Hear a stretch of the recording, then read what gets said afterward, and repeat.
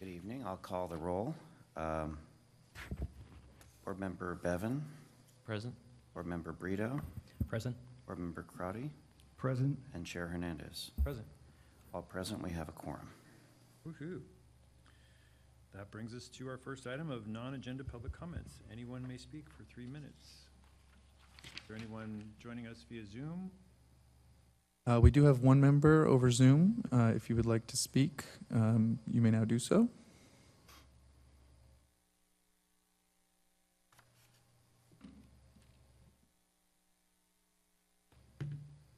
Okay, great. Anybody in the live audience? Okay, super. Can I apologize for missing last month's meeting? Without notice, I do apologize to everyone for missing, and we'll try to do better. Thank you, thank you. Meeting minutes, it's good you're here.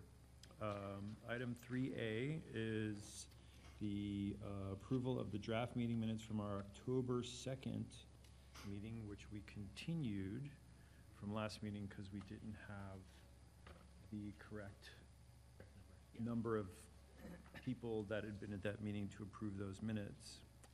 So if we could take up that item now, are there any corrections or additions to those minutes?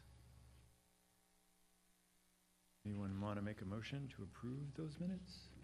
I'll make a motion to approve. Do we have a second? I second. This is for all of the This minutes is, that had yet this to be is for the approved. first set of minutes, the Okay. 3A. Just to clarify, yeah, I'll second that. Okay, all in favor? Aye. Aye. The ayes have it. Okay.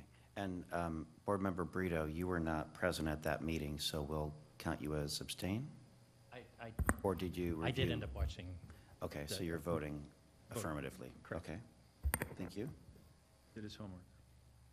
Okay, item 3B, those are the meeting minutes from last month, November 6th. So we have a different group of people. And just to clarify, if you watched or read the, if you watched the previous meeting, you could vote on those minutes Got it. as appropriately. So do we have any additions, comments, corrections on those minutes? Do we have a motion to approve those minutes? So moved. Do we have a second? Second. And all in favor? Aye. Aye. Aye. And do we have an abstention or a? An abstention. Okay, thank you. So the ayes have it. And on to regular agenda. Item 4A, Tilden Way. This is the City of Alameda Public Works Department in regards to some coastal live oaks. Do we have any staff presentations on this? We do. Super.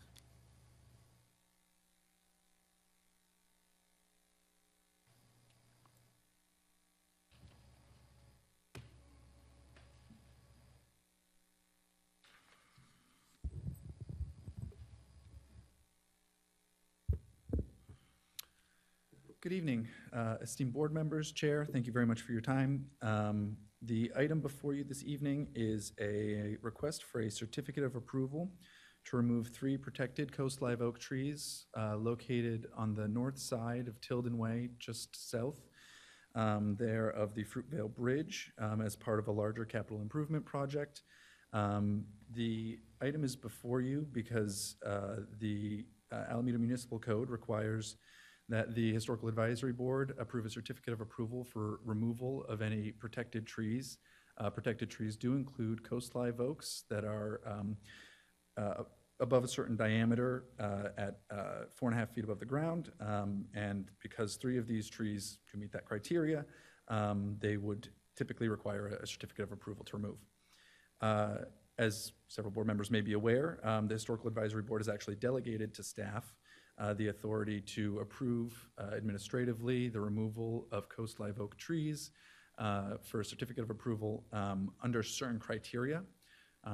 The criteria associated with the staff level removal of coast live oaks is either that the trees pose a risk to public health and safety because they're going to fall on something, or that the health of the trees as determined by a certified arborist is so poor that they can't be maintained. The the three trees proposed for removal in question don't fall neatly into that criteria, and because they're a part of a larger capital improvement project, staff determined it would be appropriate to bring the item before the Historical Advisory Board to get your comments, feedback, and hopefully approval. So just to provide a little bit more context, the larger capital improvement project is the Clement Tilden Improvement Project. This involves a series of phases and right-of-way improvements to improve circulation, safety, and in particular, which is of interest to the HAB, this is sort of the northern portion of this extent of the street, just south of the Fruitvale Bridge there.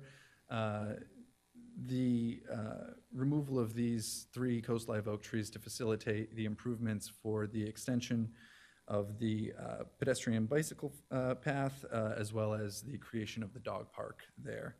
As you can see from the existing aerial here, resolution isn't great, but you might be able to identify there several high voltage power lines that currently run basically straight through these 3 coast live oaks there that necessitate regular trimming that prevent the oaks from sort of having their fullest possible canopy.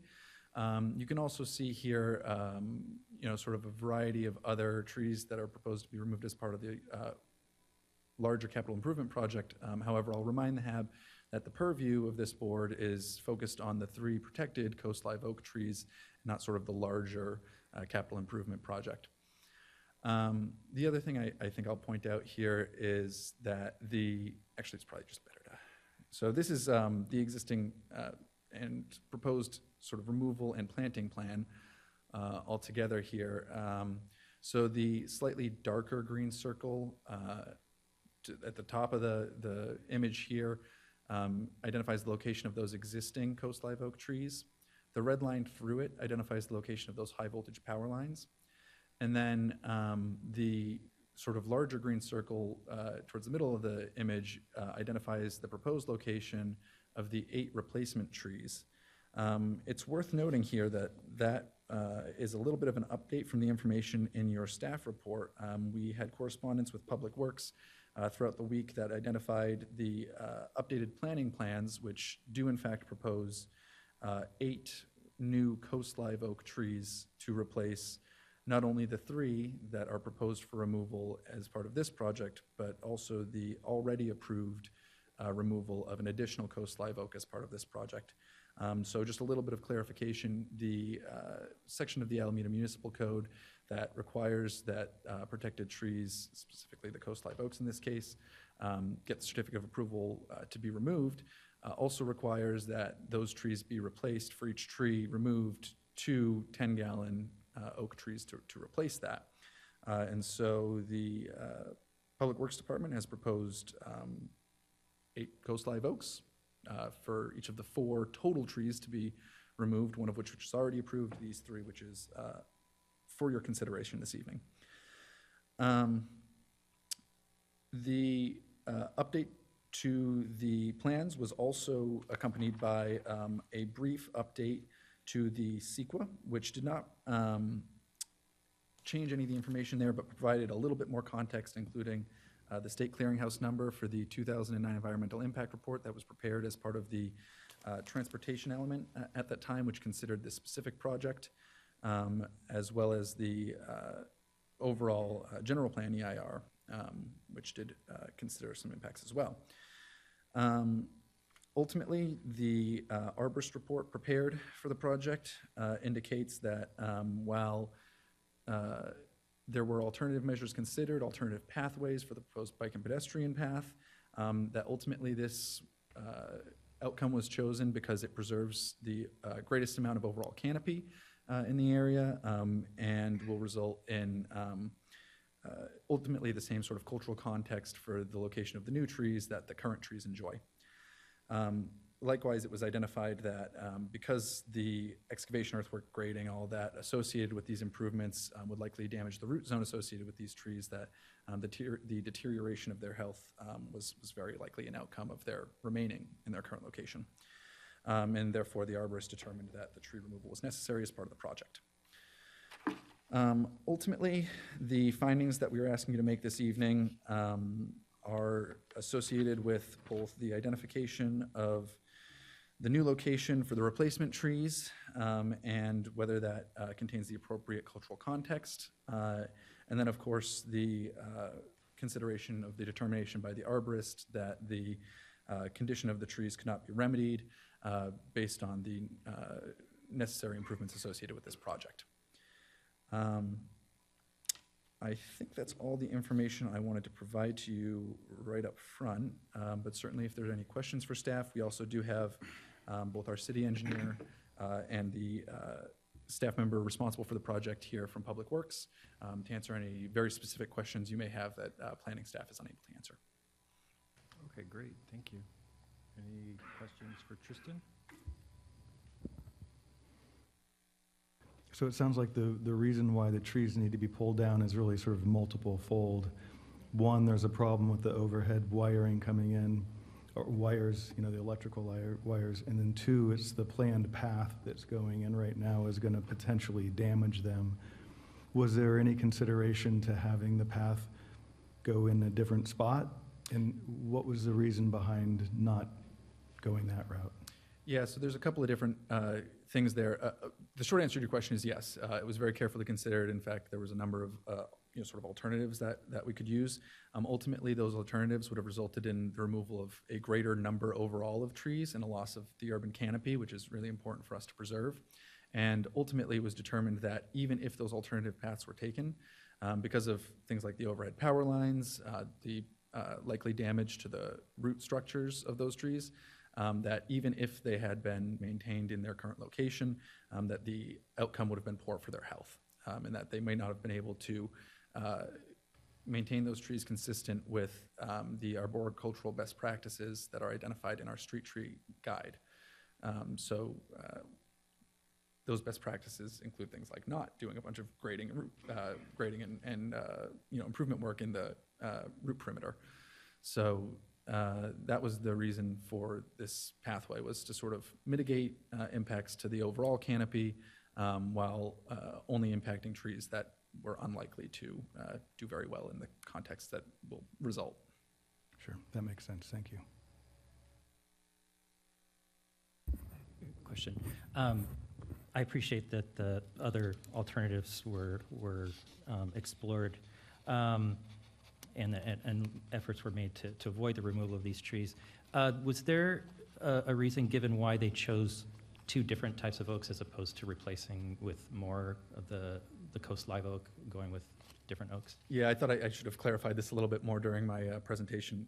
So to be clear, the information in the staff report has been updated because we received some new information for Public Works.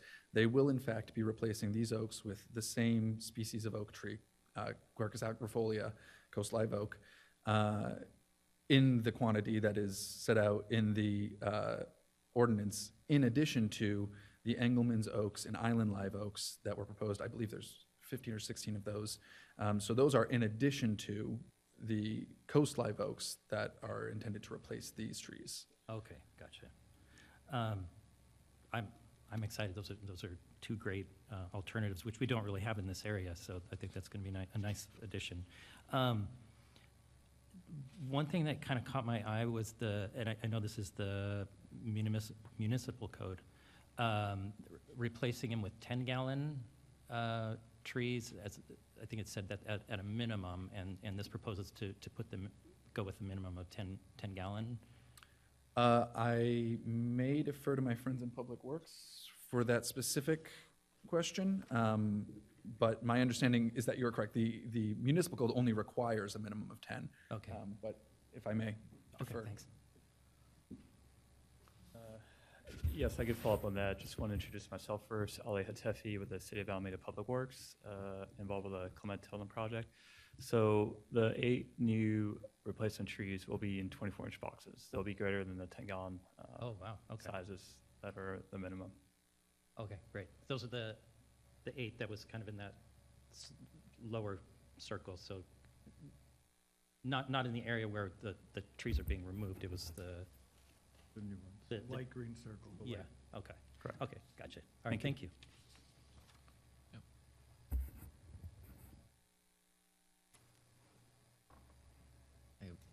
thanks for your presentation, Tristan. One question I had that I didn't see in the arborist report was, is there an approximate age of the trees, just for general reference? To our knowledge, none was provided by the arborist report. I actually had a similar curiosity myself and kind of did a little Googling around and wasn't able to find a particularly good, apparently there are various growth rates associated with various species of trees such that you can kind of inference it based on their diameter. But that growth factor was kind of unclear for this specific type of oak. So I wouldn't hazard a guess, but they are fully mature.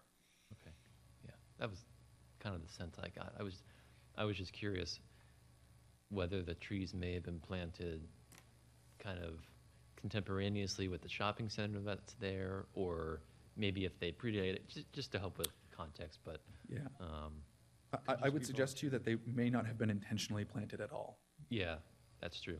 That's a good point. Yeah, what was the other question? Oh, I'm curious, what happens to trees when they're removed? Are they turned into mulch or composted, or is there any sort of program to kind of try to identify a relocation site for a tree that would be capable of that? I know that these have been trimmed quite a bit. I'm not sure how that affects lifespan or things like that. So, not to my knowledge, no information was provided to me regarding the considerations of, relocation of the trees. I suspect, like you may have, that the trees may not be in very, suitable condition for moving. And as I understand it, the mycorrhizal networks that kind of connect neighboring trees are really important to their health. And so my expectation would be that that would so significantly compromise its health that it maybe wasn't seriously considered. I don't suppose Public Works has any information about what occurs with the removed trees. I certainly do not. I'm afraid that wasn't something that was considered under our, the ordinance only requires that we consider the removal of those trees and their Okay. replacement. So for these 3 oaks, nothing has been considered for removal or reuse. Obviously, they were not suitable for relocation or replanting. The only trees, it's okay if I go outside the preview of the 3 oak trees, but the only trees we identified for potential reuse within the project were the eucalyptus trees to kind of be used as like a planter box area that we set up for some of the new trees that'll be planted in the future dog park area. Okay, yeah. I primarily asked that question just thinking of which I suppose is still ongoing, the urban forestry plan, and thinking of kind of shade canopy equity across the island, and looking at projects as maybe opportunities to say, hey, if we can save a tree, could it go somewhere where it's needed? So that's primarily, that answers my question. Thank you. Other questions? Thanks again for the presentation. I found it all pretty cut and dry myself, as far as understanding those trees. On your question of what you can do with trees, I think these are too small to be effectively harvested. Some arborists will cut them down in large sections so they can be remilled, and there is some market for that, but it's probably not appropriate given these trees. Like if it were a 100-foot redwood, like, yeah, let's mill it, it's good wood. These are relatively speaking small, so I'm not sure what, good firewood.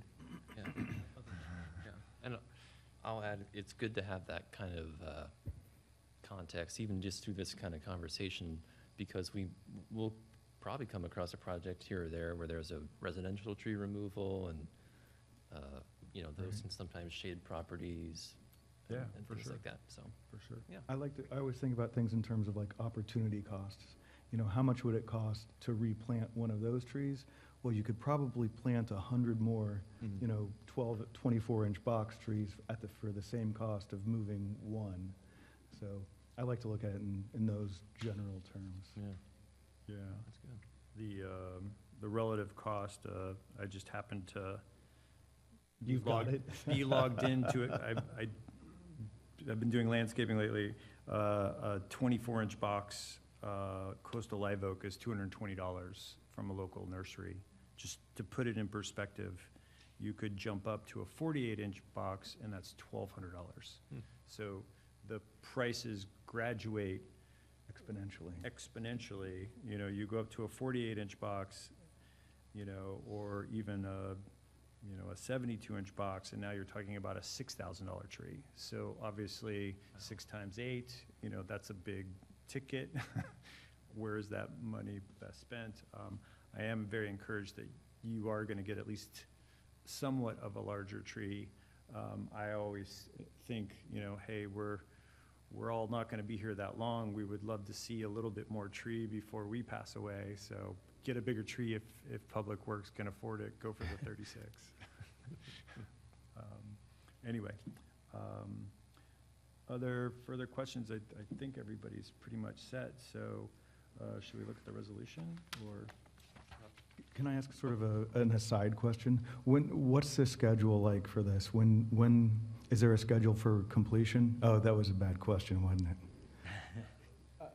Certainly, I'll defer to them for the project schedule as a whole. I will add that this sort of approval process will also require planning board hearing, which is going before them on Monday, as well as the city council. I won't hold you to it. I'm just curious what the current Well, schedule is. There's work going on in that area right now. I drove by there Yeah. to try to understand it better, so I did see that. Yeah, so in terms of the current schedule, our contractor just mobilized at the project site. And for the tree removal timeline, we will be going to planning board on Monday, December 8th for their input and recommendations for the removal of all trees, and then I'll follow with a city council meeting on December 16th. Once we get the approval from council, we can proceed with tree removal as part of the demolition work that's associated with the project. Construction itself is expected to last at least a year or so. You know, prior to, you know, constructing all the landscape improvements and planting new trees, obviously there are civil improvements that will need to be constructed, such as the new roadway, the runabout, along with the new bicycle and pedestrian facilities before we get to the landscape improvements. No, that's really important and really nice. I noticed that the work that they've done in Oakland, and right now it's a path kind of to nowhere once you hit Alameda, so it'll be, you know, very exciting when this thing can continue. It becomes part of a much larger plan, so I applaud it. Thank you. Thank you.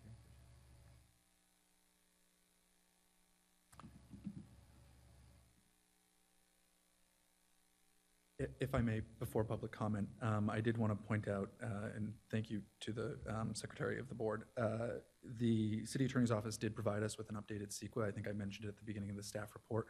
That does include the state clearinghouse number for that 2009 environmental impact report. So I do just want to acknowledge that before the board makes any motion, that motion should include a reference to this updated resolution that has that additional CEQA information. Thank you.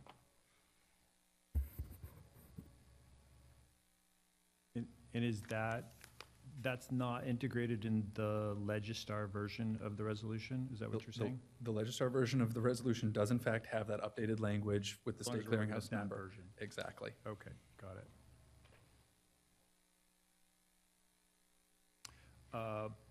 Public comments? Are there any online visitors?